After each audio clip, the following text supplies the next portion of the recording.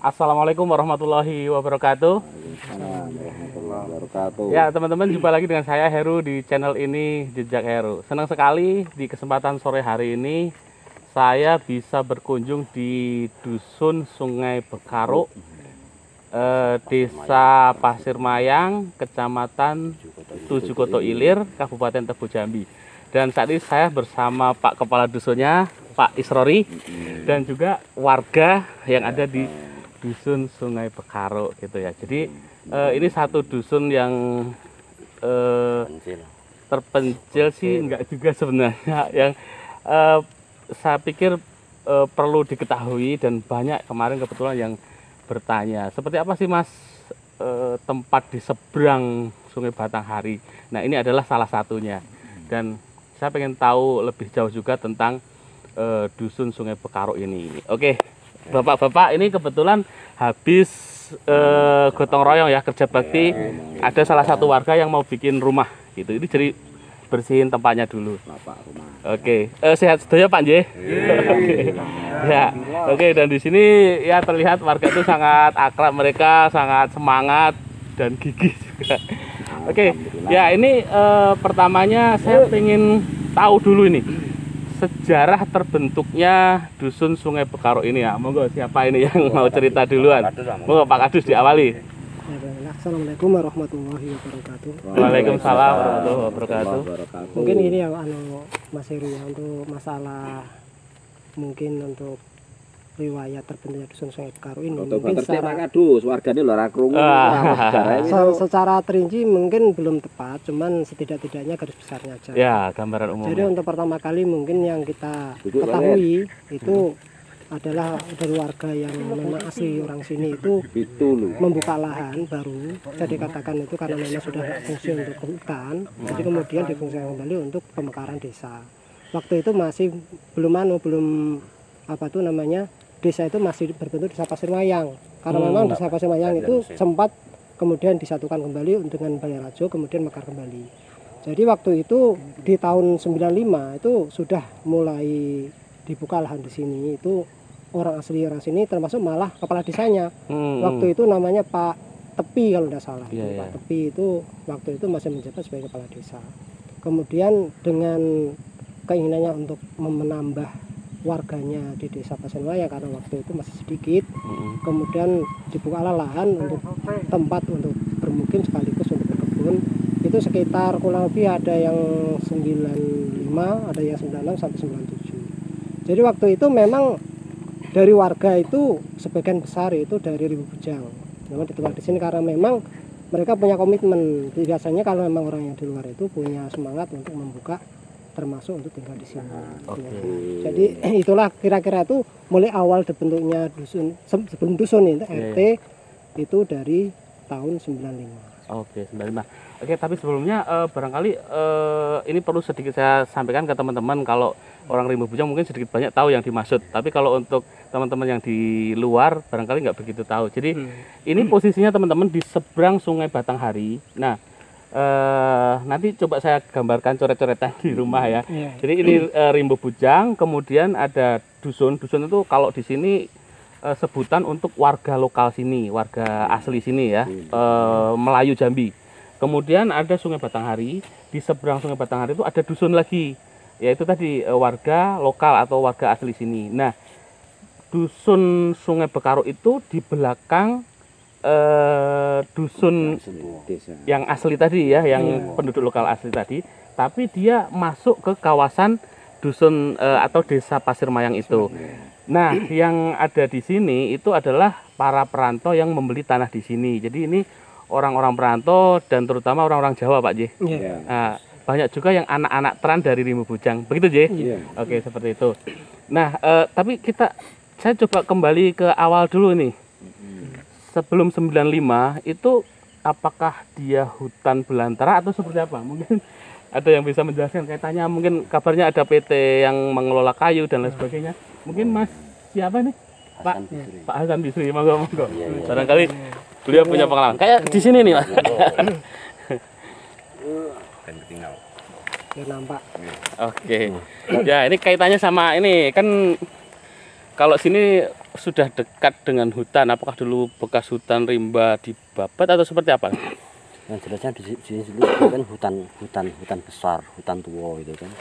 Ya, cuma kalau dari sejarah yang pernah kita dengar dari para kepala suku yang pernah kita dengar, pernah kita kunjungi, beliau itu bercerita, ini sebenarnya Melayu Jambi itu yang dikatakan awal mula dusun itu kan ada 3 dusun tua. Itu yang dusun tua termasuk yang perangkat pemegang adat itu ada di daerah Sumai. Terus pemegang masalah pemerintahan itu ada di dusun tua Tebo. Kemudian yang dusun tua Pasir Mayang ini sebelum jadi Balai Rajo, sebelum di desa Pasir Mayang dulu kan kabarnya sekitar tahun berapa ya, kita pernah dengar itu 52 atau 62 itu sudah terbentuk tua Pasir Mayang, itu sudah terbentuk. Nah, di sini dulu kebanyakan para perangkat di sini, orang-orang tua di sini kebanyakan mereka di bidang agama. Di sini di bidang agama, makanya termasuk daerah kawasan dusun tua sini mah, daerah kawasan dusun tua. Lalu kemudian banyak perantau, banyak apa, termasuk kita datang ini kan. Jadi mereka yang suku pribumi asli pada waktu itu, pada masanya PT IPA, PT IPA yang mengerjakan kayu, ambil kayu, mengelola kayu itu. Kemudian setelah itu habis kontrak PT IPA itu banyak para pendatang ini yang beli tanah di sini. Posisi beli ganti rugi di sini kan, ganti rugi lahan itu bukan membeli secara hak milik. Masalah di sini memang kita waktu itu kan belum jelas. Ganti rugi mengelola kan, seperti itu, mengelola lahan, lalu kita buka dari hutan itu. Dan alhamdulillah kita mendapatkan keterangan bahwasanya di sini sudah waktu itu tua Pasir Mayang pecah menjadi Balai Rajo itu. Lalu kemudian pemekaran kembali menjadi desa Pasir Mayang ini sekitar tahun 2009. Proses pemekaran tahun 2009 ini menjadi desa Pasir Mayang. Jadi kami semakin mantap di sini bahwasanya hak-hak kami di sini insya Allah akan terbela. Oke, jadi mungkin seperti ini ya. Jadi kalau saya ambil dari dulu pengelolaan kayu oleh PT IPA. Jadi PT IPA itu adalah satu perusahaan yang dia mengelola kayu ya, mengambil kayu-kayu besar dari sini. Nah, setelah kontrak dia sama pemerintah selesai, PT IPA tutup gitu ya. Nah, bekas areal hutan yang diambil kayunya ini adalah bagian dari itu. Nah, kemudian ini dibuka oleh warga lokal sini, desa begitu. Kemudian para pendatang mengganti rugi. Seperti itu ya. Oke, jadi kemudian makin banyak, jadi satu komunitas di sini, dan akhirnya makin mantap. Ini akan menjadi satu dusun gitu ya. Nah, terus sejak kapan diakui bahwa ini terbentuk menjadi dusun ini? Menjadi dusun itu insya Allah di tahun 2000 sebelum pemekaran desa. Sebelum pemekaran desa itu sebetulnya kita sudah diakui sebagai dusun Pasir Mayang itu kan, kita diakui sebagai dusun Pasir Mayang. Cuma kita waktu itu masih menginduk kepada desa Balai Rajo. Oh, masih Balai Rajo, belum dipisah ya? Belum. Jadi proses pemekaran itu mulai dari tahun 2009 sudah dinyatakan sini resmi jadi desa Pasir Mayang. Siapa yang menyatakan itu? Waktu itu saya ingat kami, insya Allah ini benar, itu Bapak Bupati Majid Muas. Bapak Majid Muas ya? Oke, jadi ada semacam peresmian gitu nggak? Ada peresmian, waktu itu dinyatakan bahwa ada surat yang ditangani oleh beliau juga. Jadi untuk wilayah desa Pasir Mayang itu seingat kami dan setahu kami, masalahnya kami bukan kecimpung orang di pemerintahan secara bukan tugas kami kan, kami masyarakat kecil, jadi kami cuma sekelumit tahu informasi. Mungkin kalau memang kurang jelas mungkin di perangkat sebelumnya itu 9 km persegi. Artinya 9 kilo kali 9 kilo? Iya. Oke. Enggak, itu desa Pasir Mayang atau dusun Sungai Pekaran? Desa Pasir Mayang. Oh, desa Pasir Mayang. Jadi terhitung dari mulai Sungai Batanghari. Oh gitu, iya. Dan ini saya saat ini posisi di Sungai Sungai Bekaro Dusun kilometer, Sungai Bekaro. kalau dari dihitung dari yang Kilometer 4 1 kali 9 itu kilometer 4 ya, di Kilometer pertengahan ini ya. Pertengahan. Oke, jadi seperti itu rupanya akhirnya pisah dan menjadi desa mandiri. desa mandiri ya. Nah, khusus yang untuk Dusun Bekaro ini wilayah mana ini Mas? Kalau 9 kali 9 tadi kan desa Pasir Mayang ya. Iya. Kalau yang Dusun Bekaronya? Terhitung dari kilometer 3 ya. Enggak, gini. Mungkin Sebenarnya ada untuk perbedaan. masalah batas per dusun itu memang belum jelas. Tapi intinya untuk masalah pendudukan itu dulu dari mulai terbentuknya apa tuh namanya desa Pasir Mayang Pemekaran itu sekitar pengajuan itu sekitar 2009 sampai proses diresmikannya sampai tahun 2010 itu memang warga yang masuk dalam Dusun Sungai Bekaro itu mulai kilometer 2 itu sudah masuk. Tetapi sempat juga kami memberikan semacam apa ya batas wilayah dulu, sempat kami itu memberikan plakat di kilometer 2 itu dicabut. Jadi kemudian kami tidak menganu lagi mengklaim bahwa ini masuk dalam Dusun Bekaro. Yang jelas ada warga kita yang untuk Dusun Sungai Bekaro itu tinggalnya di kilometer 2 gitu. Tapi intinya untuk ya masalah yang positif yang masuk dalam wilayah Dusun Sungai Bekaro itu mulai kilometer 3 memang. Itu sampai kilometer 9. Kilometer 9 itu tidak ada yang meragukan lagi. Kayak yang di dusun di bawah itu tidak meragukan lagi. Jadi bisa dikatakan yang dari mulai kilometer 3 sampai ke kilometer 9 itu masuk Dusun Sungai Bekaro. Dan kemudian untuk masalah yang batas di dalam itu masih belum jelas karena memang berbatasan dengan desa tetangga yang sebelah sana. Jadi belum bisa dikatakan di mana tempatnya. Pokoknya kalau ada warga kita yang administrasinya Dusun Sungai Bekaro berarti itu wilayah kita. Oke. Ya ini bisa dipahami teman-teman karena ya seperti video sebelumnya kita lihat perjalanannya ya kan, jadi kebun semua. Jadi warga itu agak sebagian terpisah-pisah gitu. Jadi di dalam-dalam. Jadi bisa dimaklumi kalau batasnya tuh belum bisa jelas itu ya. Tapi yang jelas gambarannya tadi 9 km kali 9 km itu adalah desa Pasir Mayang dan Sungai Bekaro itu ya kurang lebih mulai dari kilometer 3 kalau dihitung dari Sungai Batanghari sampai kilometer 9 ya. Oke ya. Terus satu lagi nih, kalau nama Sungai Bekaro sendiri dari mana ini? Nah, mungkin ya sedikit saya sampaikan ya. Karena memang saya termasuk warga yang baru, walaupun saya di sini terbilang dikatakan sebagai kepala dusun, tapi saya termasuk orang yang baru. Jadi banyak sedikitnya mungkin nanti bisa ditambah dengan kawan yang lain. Ini karena memang dari awal mula kita tuh sebelumnya itu masuk dalam RT, ini masuk dalam lingkup dusun, tapi dusunnya Dusun Pasir Mayang, bukan Dusun Sungai Bekaro. Jadi waktu tahun 2009 itu kita melakukan pemekaran, tentu dari tokoh-tokoh desa Pasir Mayang yang ada di pusatnya sana, tentu bermusyawarah memberikan nama-nama baru yang dengan terbentuknya desa tentu akan terbentuk juga dusun-dusun. Nah ini memang ada salah satu tokoh masyarakat kita yang memang dari suku Jawa juga ini Mas Heru. Jadi di situ namanya Mas Tarom, kami kan Bapak Ali Tarom. Itu memang tokoh masyarakat kita yang kita tokohkan sebagai tokoh yang dikatakan itu untuk suku Jawa. Iya. Nah kemudian karena memang dia pun di sini ada punya kebun juga. Jadi ya karena memang dia agak banyak sedikitnya agak tahu juga itu karena di sini lokasinya bertepatan dengan sungai yang namanya itu Sungai Bekaro. Oh gitu. Nah, jadi yang sungai itu memang namanya Bekaro ya. Jadi kemudian ya situ namakan aja Dusun Sungai Bekaro kan gitu. Karena memang rata-rata itu di daerah dusun itu biasanya mengambil nama itu di sungai, kadang nama sungainya ya. Nama apa gitu kan. Itu akhirnya di sini disebut sebagai Dusun Sungai Bekaro. Itu kira kurang lebih itu ya yang mempunyai ide kasih nama Dusun Sungai Bekaro itu Bapak Ali Tarom. Oke, jadi diambilkan dari nama sungai yang dekat di sini ya. Iya. Oke. Ya itu warga. Dan ya teman-teman karena di sini saya lihat sih masih kebanyakan muda-muda gitu ya. Barangkali perantau-perantau yang memang mau mengubah nasib begitu. Mereka sangat akrab.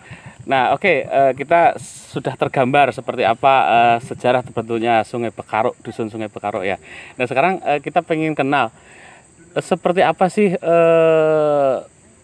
keseharian warga di sini? Apakah semuanya tani karet atau seperti apa sini? Nah, minta sama Monggo.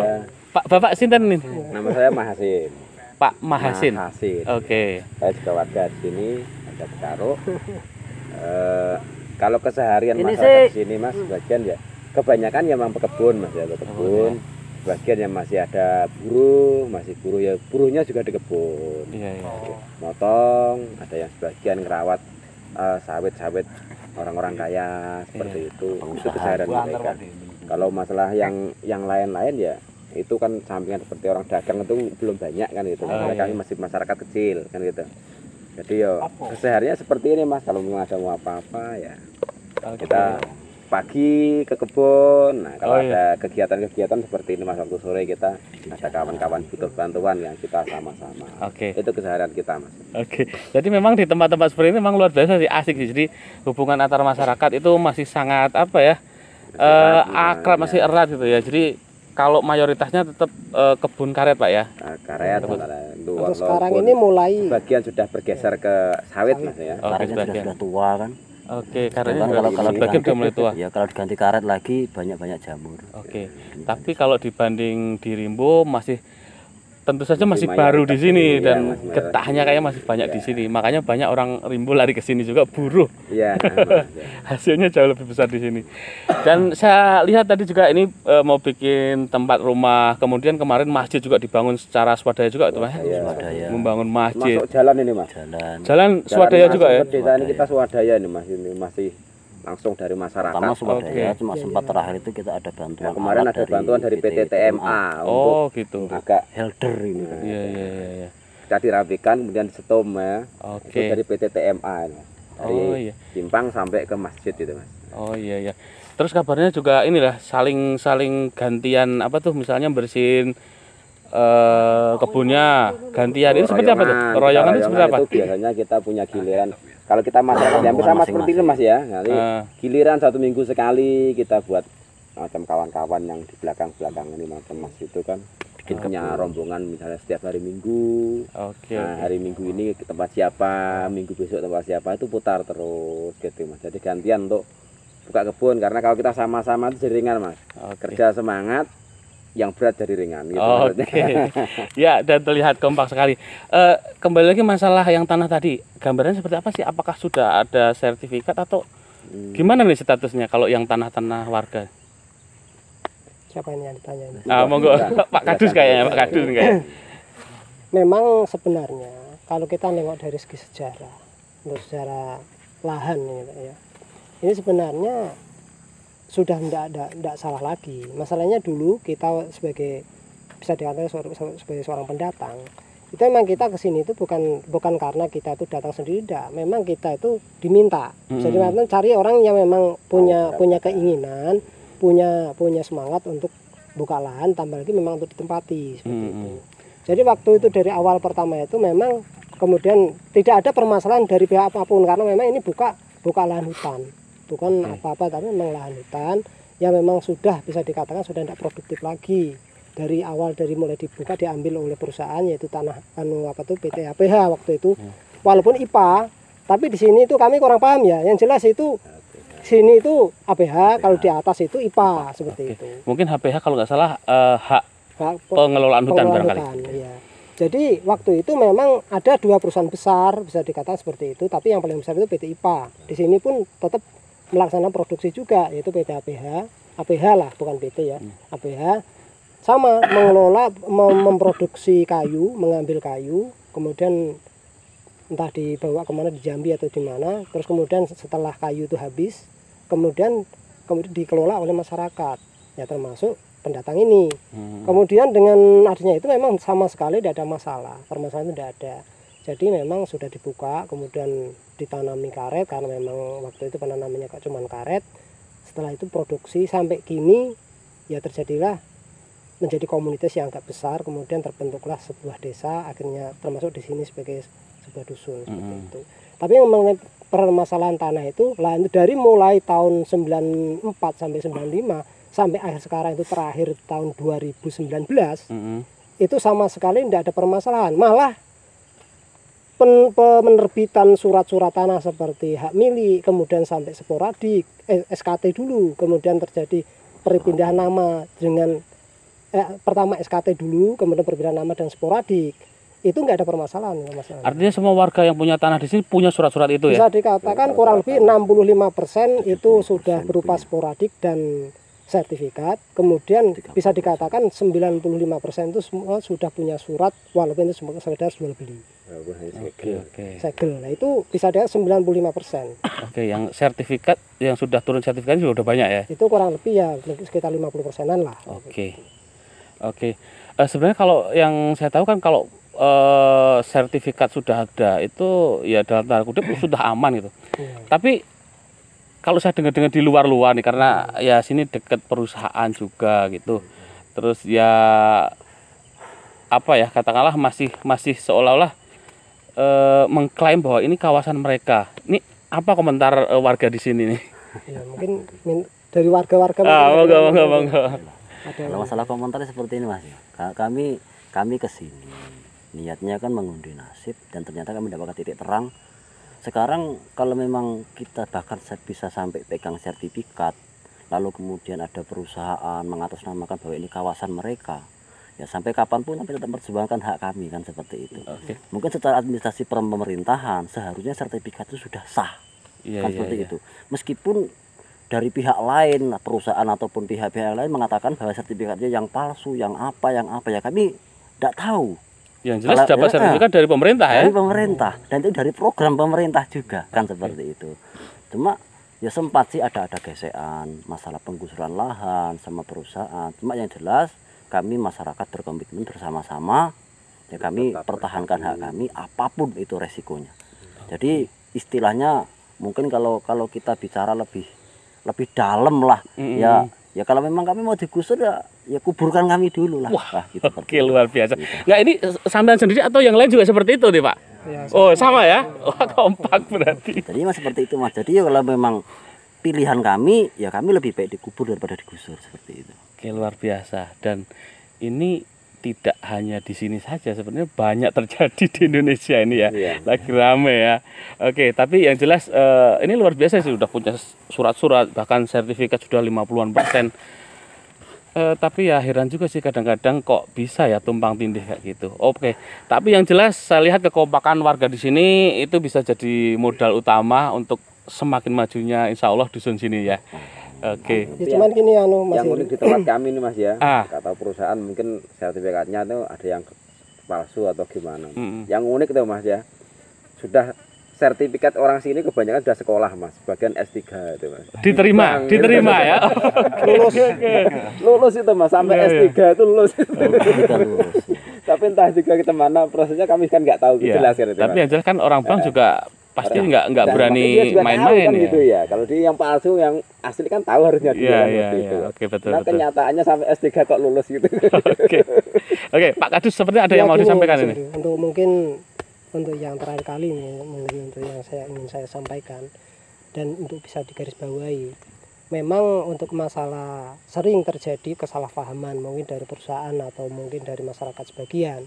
Itu kan ada kata menggusur itu memang sebenarnya proses menggusur itu nggak sesederhana itu maksudnya kan gitu. Jadi kita sebisa mungkin tuh tidak mengambing hitamkan atau semacam kita itu merasa bahwa perusahaan itu begini enggak. Maksudnya kita tuh kadang-kadang kan perusahaan itu tidak maunya nggak seperti itu, tapi kan ada mungkin oknum-oknum yang berbuat, tapi mungkin perusahaan tidak. Tapi yang jelas kami kan merasakan sendiri di lapangan. Dampak itu berbeda dengan yang kenyataan yang mungkin peraturan yang dimiliki oleh perusahaan. Ya makanya gini, tidak ada bahasa itu kita itu digusur tanpa ada alasan, tidak ada. Jadi memang kadang-kadang ada yang mungkin oknum-oknum tertentu yang mengatasnamakan perusahaan atau macam mana, kemudian akhirnya masyarakat itu punya semacam ya pemikiran yang ini perusahaan kok kayak gini ya seperti itu. Walaupun itu nanti entah kita nggak tahu macam mana. Tapi yang jelas untuk masyarakat ini, selama kami itu tidak melanggar peraturan negara, tidak mengusik kepentingan dari perusahaan, kok kami itu hak kami merasa kami itu dirugikan, tentu kami akan membela diri dan mempertahankan haknya. Kami itu dari masyarakat dengan adanya itu kami memang adanya ini Mas Heru. Jadi kami itu tidak orang kaya. Milik kami pun tidak lebih dan tidak lebih dari 10 hektar itu tidak ada. Rata-rata paling 2 hektar atau paling tinggi itu 5 hektar. Itu pun tidak semuanya seperti itu. Jadi kalau kami sempat harus melepaskan milik kami yang untuk makan kami cuman itu, bagaimana kan seperti itu. Jadi sekarang kami itu harapan kami dari segala pihak ataupun siapapun atau mungkin sekarang yang berkepentingan perusahaan, ya harapan kami ya kalau memang nak membantu ya walaupun ada pamrih jangan terlalu kan seperti itu. Jadi perusahaan sekarang mungkin kalau sesuai dengan pernah kita sebenarnya keinginan mereka pun sebenarnya ingin membantu, ingin bisa memberdayakan masyarakat. Tetapi kalau kita lihat dari kenyataan kan kadang-kadang itu berbeda seperti itu. Ya harapan kami yo untuk sekarang kami berkomitmen apa yang kita punya itu ya sebisa mungkin tetap kami pertahankan.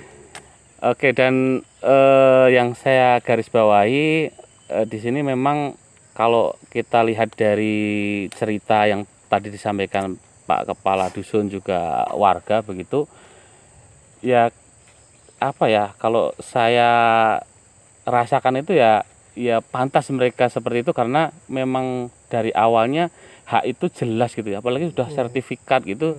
Kalau ada yang masih mengusik-usik itu ya memang perlu dipertanyakan lah kayak gitu. Oke, tapi yang jelas kami salut warga di sini dan barangkali untuk Pak Kadus juga saya lebih salut juga karena sebagai kepala dusun di sini saya pikir akan beda tantangannya dengan kepala dusun di daerah lain ya, seperti di Rimbu Bujang kayaknya lain karena yang dihadapi ini banyak nih tantangannya. Karena di sini kan pendatang juga nggak dari satu daerah juga ya, bermacam-macam ya. Seperti apa sih gambarannya menjadi kepala dusun di sini ya, monggo. Ya terima kasih ya Mas Heru ya. Ya. Mungkin kalau dianggap berat itu ya sesuai dengan kondisinya lah. Kita kan kondisional. Kalian yang setahu saya itu kan ya mungkin punya kerumitan tersendiri, punya masalah-masalah tersendiri. Tapi yang kita ketahui memang untuk sementara ini kita tuh merasa spesial Mas Heru. Maksudnya gimana? Kita biasanya semacam kalau memang dia sebagai seorang desainer ibaratnya gitu. Memang yang dikutipnya ya masalah desain kan seperti itu. Sebenarnya kalau kepala dusun itu ya yang diurus itu ya urusan pemerintahan di dusun, entah itu dari permasalahan warganya macam mana. Ini enggak. Kalau kita di sini itu malah ngurusnya ngurus desa sebelah, ngurus mungkin ngurus apa itu namanya kalau dengan kita sama desa sebelah itu maksudnya ada semacam konflik juga gitu. Karena masalahnya kita kan di sini itu kaitannya sama batas tadi kan mungkin ya. Dengan kita itu batas itu nggak jelas. Ya untuk dusun kita itu kan berbatasan dengan desa tetangga. Jadi mau ndak mau dari dulu sampai kini itu seringkali terjadi gesekan-gesekan yang sampai kini pun belum terselesaikan. Bahkan dari kedua belah desa baik itu dari pihak adat maupun pemerintahan itu sampai detik ini belum ada titik temu.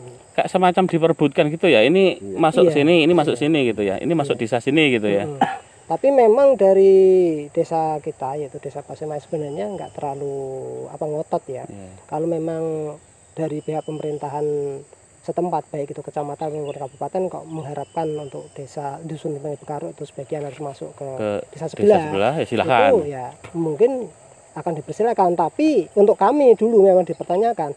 Terus kemudian kalau untuk warga di dusun Bekaru nanti kalau masuk ke sana ikut ke sana apa enggak ya? Kalau kita karena memang administrasi dekat di Pasirwayang mungkin kalau lahan kan bisa lah masuk ke sana. Tapi kalau warga kan bisa masuk kemana saja. Mungkin kalau kita mau ikut Pasirwayang ya kita tetap ikut Pasirwayang. Jadi untuk itu tambah lagi ini masalah konflik masalah desa sebelah kan gitu. Ini tambah lagi ada dengan mau ndak mau karena ini dimasuk dalam wilayah konsesi ya mau ndak mau kita sering terjadi konflik dengan perusahaan. Walaupun sebenarnya sudah banyak penyelesaian tapi sampai kini pun belum ada titik temu juga dengan warga. Itulah mungkin. Kalau yang ini yang mungkin jadi pertanyaan karena ini kan masuk di satu desa yang di situ desa induknya itu adalah warga pribumi gitu ya. Kalau konflik ada nggak sama ya maaf ngomong ini ya pendatang sama pribumi ini? Untuk saat ini alhamdulillah nggak pernah ada.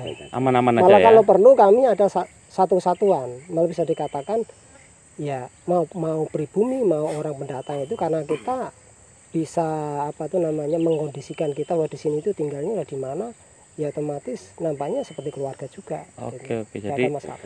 tidak ada masalah dengan penduduk setempat ya. Dan karena memang dulu diharapkan ke sini biar bisa mekar tadi ya Jadi desanya ya. iya. Kan sebagian kan sudah ada yang ngangkat bapak. Oh iya ya. Saudara. Sini ada adat angkat mengangkat itu mas. adat mengangkat. Mengangkat anak angkat kayak gitu ya. Ada upacara itu nyembelih kambing kayak gitu ya. Iya. Malah dengan acara kami itu ya, dengan pemekaran itu, kami malah dibuatkan itu namanya karena membutuhkan dana. Rata-rata itu walaupun bukan penduduk asli, itu dibuatkan sporadis. Jadi tanah ini rata-rata ada sporadiknya. Oke, dan yang membuatkan tentu saja dari desa yang mereka dalam tanda kutip warga pribumi kan gitu ya. Oke, ya cukup lengkap insya Allah nih. Walaupun saya nggak bisa menggambarkan bagaimana mereka gotong royong karena ini saya waktunya terbatas gitu kan. Karena kegiatan gotong royong itu banyak sekali untuk mengisi waktu hampir setiap hari katanya gitu kan. Ada gotong royong kita pribadi antara sama kawan, ada gotong royong masyarakat dusun untuk jalan, untuk bersih-bersih sekolahan ada. Oke. Itu Mas Heru. Ini yang kelebihan kita nih Mas Heru, untuk orang kita lah ya di sini itu. Kita merasa lebih spesial lagi juga karena apa? Kita itu masalah gotong royong masih kompak Mas Heru. Kita tiap minggunya itu setiap hari Jumat itu gotong royong dusun ketemunya itu. Kemudian ada juga yang namanya gotong royong, namanya kalau orang kita dusun itu pelarian. Itu kita sudah terbagi menjadi 3 kelompok ini. Oh gitu. Ya 3 kelompok termasuk yang ini yang tadi sama mas-mas ini kan kelompok saya. Kemudian dari ada kelompok lagi satu lagi. Kemudian ada lagi yang bawah itu juga berkelompok. Oke. Itu berjalan aktif. Kelompok kerja. Jadi kalau kita itu punya kelebihan bahwa di dusun saya Bekaro ini walaupun tidak seseringan tapi bahasa gotong royong itu masih kental. Masih kental kuat ya. Iya. Oke. Ya luar biasa dan kalau saya optimis dan kayaknya ikut kena semangat kekompakan mereka ya. Dan kebulatan tekad mereka.